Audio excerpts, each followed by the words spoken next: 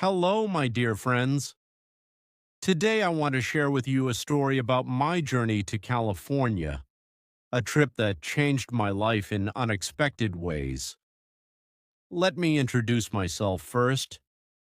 My name is Ethan Carter. I'm 25 years old and I work as a graphic designer in a small but vibrant design agency based in Chicago. I've always been the kind of person who finds comfort in routine. Wake up, work on projects, have coffee breaks with my colleagues, and unwind at home with a good movie or a book. But there was a part of me deep down that craved something different, something exciting. I always dreamed of traveling to a new place, exploring unfamiliar streets, meeting new people, and creating memories that would stay with me forever. That's when the opportunity to go to California came my way. Let me tell you how it all started. It was a regular Tuesday afternoon.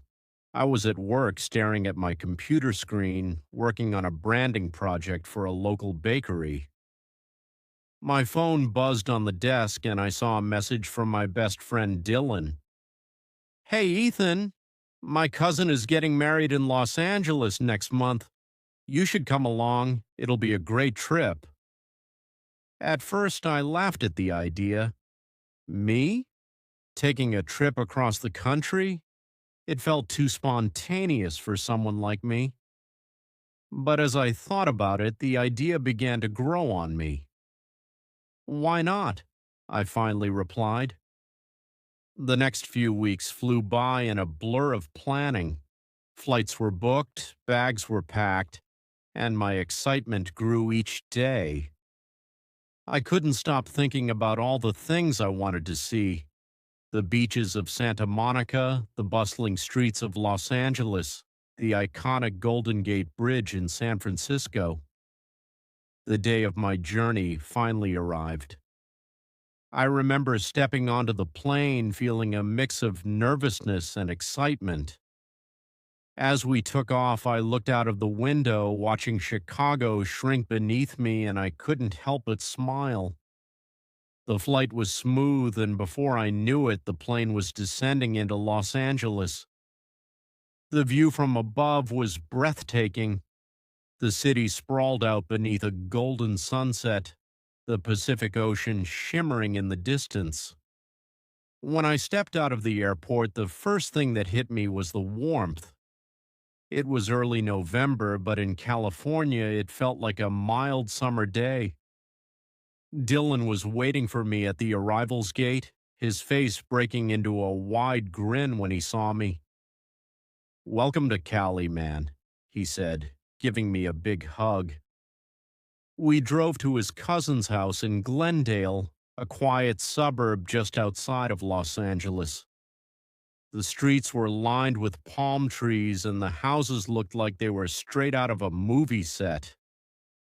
As we pulled into the driveway, I couldn't help but feel like I was stepping into a different world. That night, as we sat around the dinner table with Dylan's family, I felt a sense of warmth and belonging. They welcomed me as if I were part of their family, sharing stories and laughter. The next morning, we began exploring the city. Our first stop was Santa Monica Pier. The ocean stretched out endlessly before me, the waves crashing gently against the shore. I felt a sense of peace that I hadn't experienced in a long time. Dylan and I walked along the pier, taking in the sights and sounds, the laughter of children, the smell of salt in the air, the street performers showcasing their talents. From there, we ventured into the heart of Los Angeles. The Hollywood Walk of Fame was crowded with tourists, each one eager to find their favorite star on the sidewalk. I couldn't help but feel a bit overwhelmed by the sheer energy of the place, but at the same time, it was exhilarating. We visited Griffith Observatory that evening just as the sun was setting.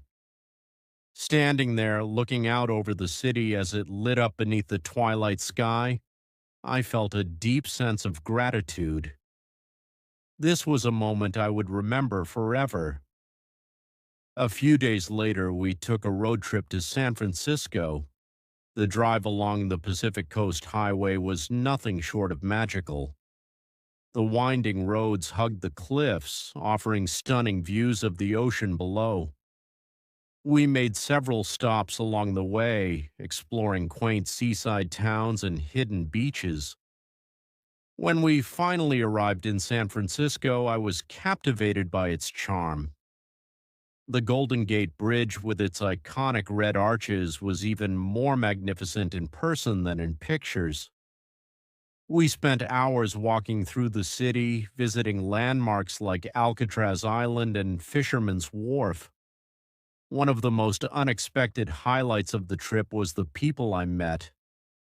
From the friendly cafe owner in Los Angeles who gave us a free slice of pie because he liked our vibe, to the street artist in San Francisco who shared his story of chasing his dreams, every interaction left an impression on me. These conversations reminded me of the importance of connection, of stepping out of my comfort zone and embracing the unknown. As I sat on the plane looking out at the setting sun casting a golden hue over the California coastline, I couldn't help but reflect on everything I had experienced. California was more than just a place. It had become a feeling, a memory, and a lesson all wrapped into one. The plane began to taxi down the runway, and I leaned back in my seat, the hum of the engines a soothing backdrop to my thoughts. My phone buzzed with a message from Dylan. "Safe travels, man. California will miss you." I smiled, typing back, "I'll miss it too. Thanks for everything." When I landed in Chicago, the crisp air felt so different from the warm California breeze I'd gotten used to. My hometown welcomed me back, but I could feel the subtle shift within me. It was like California had left its mark, igniting a spark of curiosity and a sense of openness I hadn't fully embraced before. The next day at work, everything seemed both familiar and slightly different. I caught myself smiling more, thinking about the little moments I had cherished during the trip, like the way the ocean breeze felt on my face at Santa Monica Pier, or the sound of street performers playing music on the Golden Gate Bridge. During a coffee break, my colleague Mia noticed my unusually cheerful demeanor.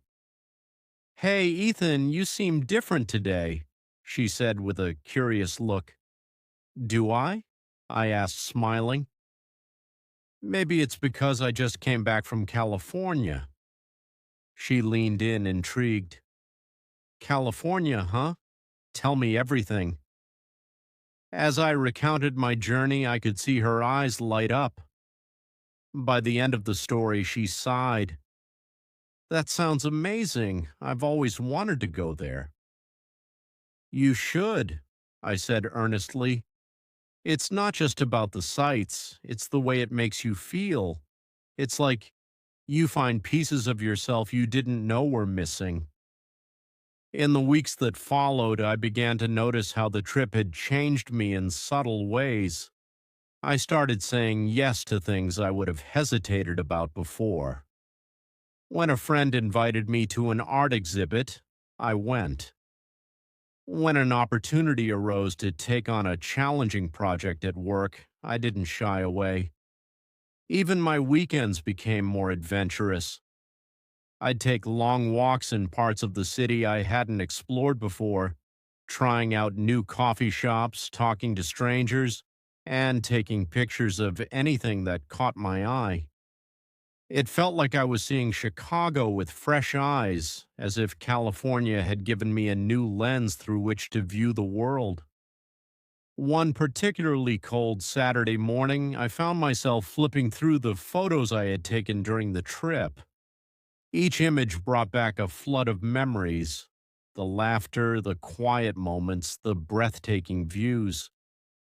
Inspired, I decided to put together a photo journal of my journey.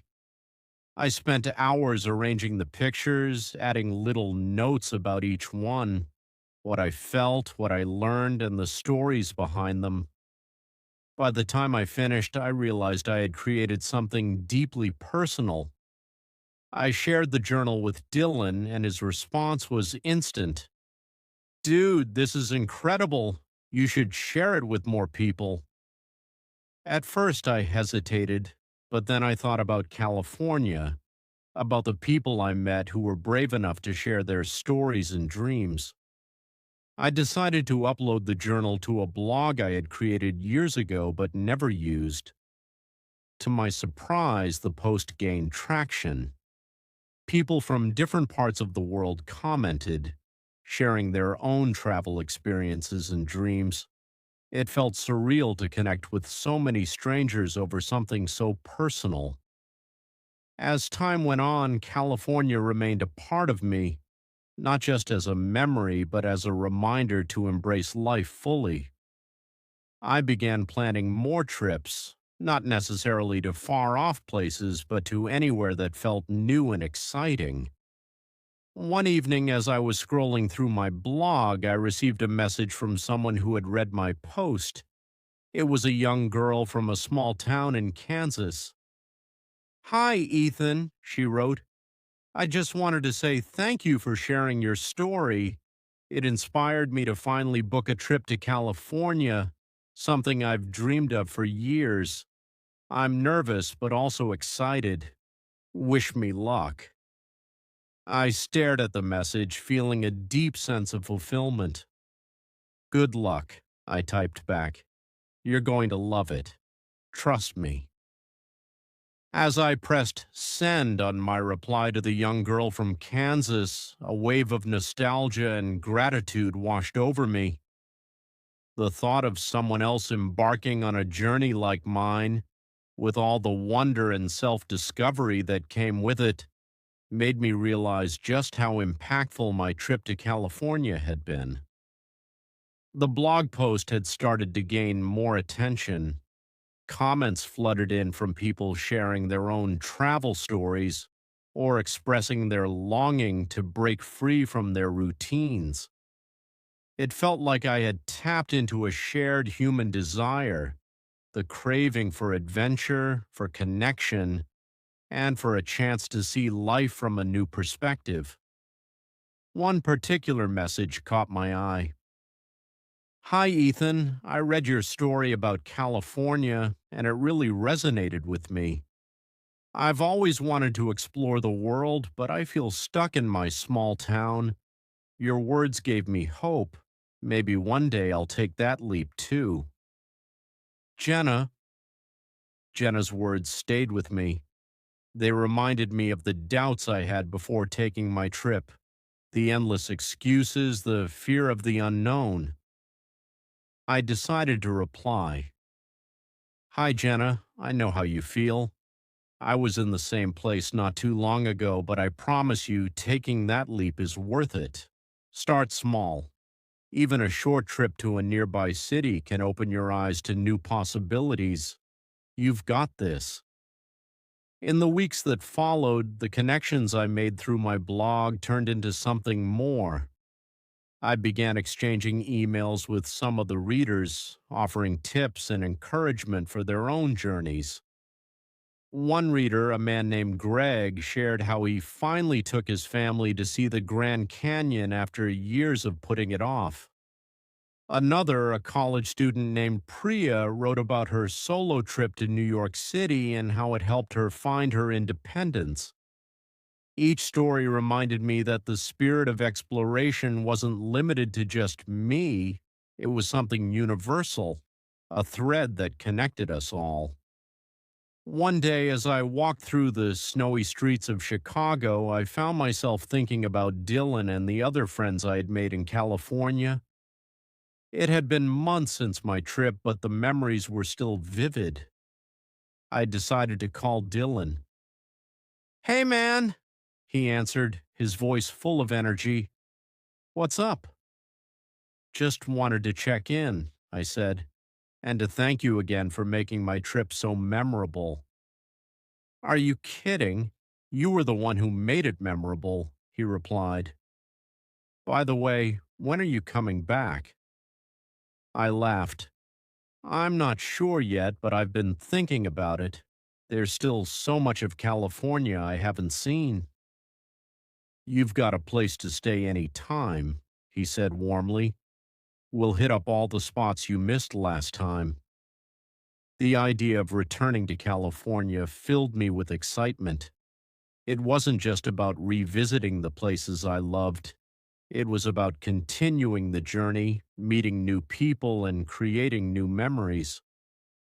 Back at home, I started planning my next adventure. This time, I wanted to explore the northern part of California, the redwood forests, the wine country, and the rugged coastline. But I also wanted to visit Dillon and retrace some of the steps from my first trip. I booked my flight for the spring, and as the days passed, I found myself counting down with a mixture of anticipation and gratitude. When I arrived back in California, it felt like coming home. Dylan greeted me at the airport with his signature bear hug, and we set off for another round of exploration. This time I felt more confident, more open, and more present. I took the time to savor every moment: the taste of fresh seafood by the ocean, the towering majesty of the redwoods, the warmth of the California sun on my skin. But more than anything, I cherished the people I met along the way. Each conversation, no matter how brief, felt like a gift. From the winemaker who shared stories of his family's legacy to the surfer who talked about chasing the perfect wave, everyone had something unique to offer. When I returned to Chicago after my second trip, I realized that California had become more than just a destination for me. It was a symbol of growth, courage, and connection. It reminded me of the power of saying yes to life, of stepping out of my comfort zone, and of embracing the beauty of the unknown. After my second trip to California, life in Chicago felt like it had a new rhythm. I was no longer just living each day on autopilot. Instead, I was intentionally seeking out moments that made me feel alive, just like California had taught me to do. The blog continued to thrive. I had no idea my reflections and photos would resonate so deeply with people from all walks of life. What had started as a simple way to document my travels became a community of like minded individuals sharing their journeys, challenges, and triumphs. One day I received an email that stood out. It was from a young man named Carlos who lived in a small town in Texas. Hi, Ethan. Your stories about California really hit home for me. I've been dreaming about visiting for years, but I always thought it was out of reach. Your blog gave me hope that maybe it's not.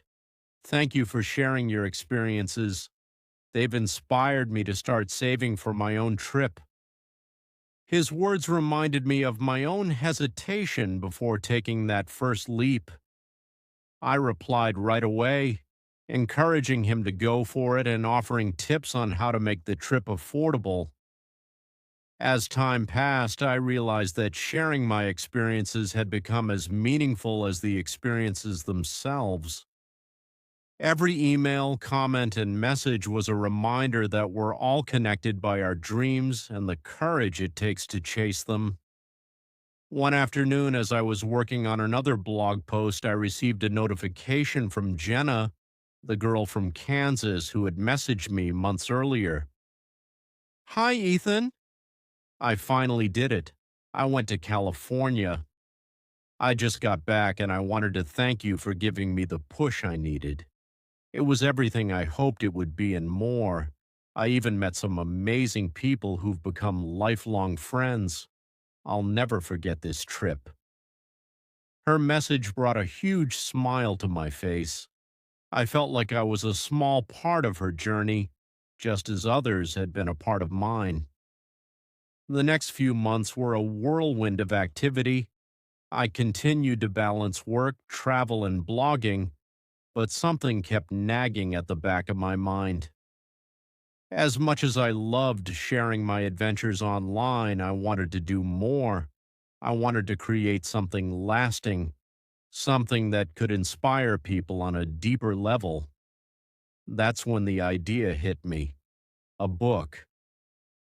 The thought of writing a book about my experiences felt daunting at first, but the more I considered it, the more it made sense. I wanted to share not just the highlights of my trips, but also the lessons I'd learned along the way, the importance of stepping out of your comfort zone, the joy of connecting with others, and the beauty of seeing the world through fresh eyes. The writing process was both challenging and rewarding. I poured my heart into every page, reliving my time in California and reflecting on how it had shaped me. I included stories about the people I met, the places I explored, and the moments that stayed with me long after I returned home. When the book was finally finished, I titled it The California Effect: How One Trip Changed Everything. It was a labor of love, and I hoped it would resonate with anyone who read it. To my surprise, the book gained traction quickly. Readers reached out to share how it inspired them to take their own leaps of faith, whether it was traveling, pursuing a passion, or simply trying something new. As I stood at a book signing event one evening, surrounded by people who had come to hear my story, I felt an overwhelming sense of gratitude. California had given me more than just memories, it had given me a purpose. A young woman approached me holding a copy of my book. She looked nervous but excited. "Hi, Ethan," she said softly. "I just wanted to say thank you. Your book helped me find the courage to plan my first solo trip. I leave next week for New York City." I smiled, shaking her hand. "That's amazing. You're going to love it. Just remember to soak it all in and be open to whatever comes your way." Looking back, it's incredible to think about how one decision to visit California set so much in motion. It wasn't just a trip, it was a turning point. It taught me to embrace the unknown, connect with others, and live fully in the moment.